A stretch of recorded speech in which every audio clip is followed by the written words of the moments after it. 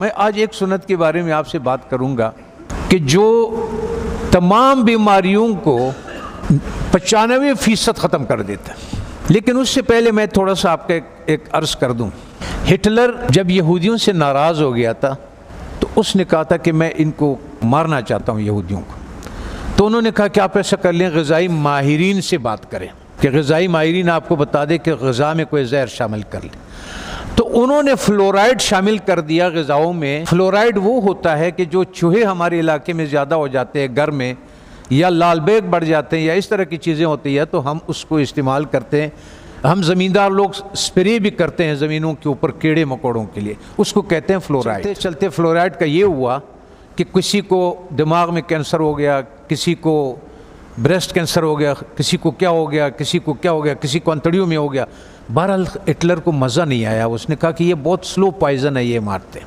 آن حضرت صلی اللہ علیہ وسلم نے فرمایا کہ مسواک 70 بیماریوں کے شفا ہے۔ جب ہماری زندگی میں کوئی سنت کی جگہ خالی ہو جاتی ہے تو وہاں پہ شیطانی اور دجالی چیزیں اس جگہ کو لے لیتے ہیں۔ جب مسلمان امت محمدی صلی اللہ علیہ وسلم نے مسواک سے اپنا گھر کو خالی کر دیا تو اس کی جگہ پہ جتنی بھی ٹوتھ پیسٹ ہے جو برش پہ لگاتے ہیں، یہ سب میں وہی فلورائڈ ہے جو کہ ہم چوہے مارنے کے لیے دیتے ہیں، اور ہم لوگ اس کو زمیندار اسپرے کرتے وہ یہ کرتے ہیں۔ ہوتا یہ ہے کہ جب آپ کو بلڈ پریشر ہائی ہو یا آپ کو ہارٹ کا مسئلہ ہو تو ڈاکٹر سب سے پہلے آپ کے زبان کے نیچے دوائی رکھتا ہے، اور وہ ایک دم اس لیے کہ یہاں سے بہت جلدی جذب ہو جاتا ہے۔ جب ہم ٹوتھ پیسٹ کا استعمال کرتے ہیں تو ہمارے جسم میں وہ زبان کے نیچے سے وہ اندر جاتا ہے، اور وہ 10 سال کے بعد 5 سال کے بعد یا ٹیومر بن جاتا ہے، یا پھیپھڑوں کا کینسر ہو جاتا ہے، یا انتڑیوں کا کینسر ہو جاتا ہے۔ ہر غذا کے الگ الگ جو ذرات ادھر پھنسے ہوئے ہوتے ہیں۔ پتہ یہ چلتا ہے کہ جب دوبارہ ہم بالخصوص گرم پانی چائے کی شکل میں پیتے ہیں تو وہ جو کچھ اس میں دانتوں میں ذرات پھنسے ہوئے ہوتے ہیں وہ بیکٹیریا سے بھر جاتا ہے، اور وہ بیکٹیریا ہمارے جسم میں داخل ہو جاتا ہے۔ اور وہ جو کمر کا درد، بالخصوص جن لوگوں کو گھٹنوں کا درد ہے، زیادہ تر میں نے مدرسوں میں یہی دیکھا ہے کہ گھٹنوں کا زیادہ شکایت ہے، پیٹ کے حوالے سے، معدے کے حوالے سے، اس کے بعد وہ اس جگہ پہ خون سے الگ ہو جاتا ہے، وہ بیٹھ جاتا ہے۔ کسی کا بلڈ پریشر ہائی ہو، کسی کا گھٹنے کا درد ہو، آپ 1 مہینے تک ان حضرت صلی اللہ علیہ وسلم یا 40 دنوں تک ان حضرت صلی اللہ علیہ وسلم کے مطابق ان کو مسواک کرائیں۔ آپ دیکھیں کہ ان کا پراسٹیٹ کتنا بہتر ہو جاتا ہے، ان کا گھٹنوں کا درد کتنا بہتر ہو جاتا ہے، اور ان کا بلڈ پریشر کتنا۔ اور ہارٹ کے مسائل میں دنیا میں نے یہ بات اٹھائی تھی تو اس پہ دنیا والوں نے میرے بہت مخالفت کی ہے، ہمارے ملٹی نیشنل کمپنیوں نے۔ پھر ایک اسلام آباد میں ایک سیمینار لگا دل کے ڈاکٹروں کا، انہوں نے کہا ہمیں اب تحقیق سے یہ پتہ چلا ہے کہ جن لوگوں کو ہارٹ کے پرابلم ہوتے ہیں اصل میں ان کے دانت خراب ہوتے ہیں۔ تب آن حضرت صلی اللہ علیہ وسلم نے یہ فرمایا کہ یہ 70 بیماریوں کے شفا ہے۔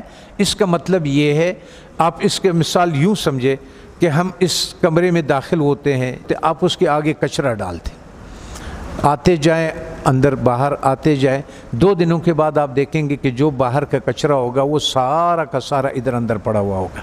اللہ تعالیٰ نے اس جسم کو بالکل کورڈ کیا ہوا، بالکل بند کیا ہوا ہے، اس میں داخل ہونے کا یہی راستہ ہے۔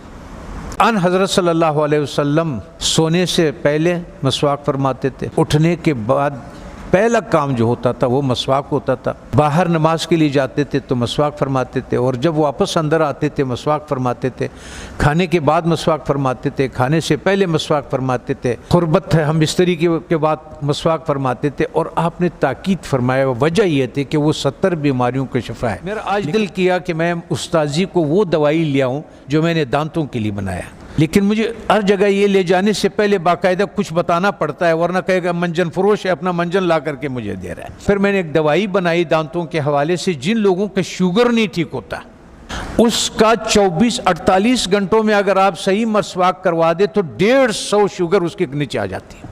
اور آخری فائدہ ان حضرت صلی اللہ علیہ وسلم نے کیا فرمایا؟ فرمانے لگے کہ آخری کلمہ نصیب ہوتا ہے اس آدمی کو، آنکھیں روشن ہوتی ہے، چہرہ روشن ہو جائے، نورانی ہو جاتا ہے۔